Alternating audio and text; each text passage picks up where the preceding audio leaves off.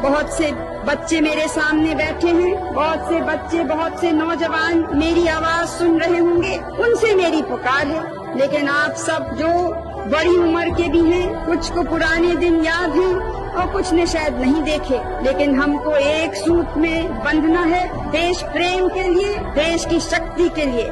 जो प्रांतीयता बढ़ रही है, जो राजनीतिक लाभ के लिए लोग धर्म का नाम लेते हैं या समाज का नाम लेते हैं या भाषा का नाम लेते हैं या जाति का नाम लेते हैं, वो देश की भलाई नहीं चाहते हैं। कुछ लोग हैं वो समझते हैं कि केवल तोड़ फाड़ से ही कोई आगे बढ़ सकता है, क्योंकि उससे शायद नाम समाचार पत्र में आ जाता है, कुछ धूमधाम हो जाती है। लेकिन हमको धूमधाम चाहिए या हमको अपने देश को मजबूत बनाना है?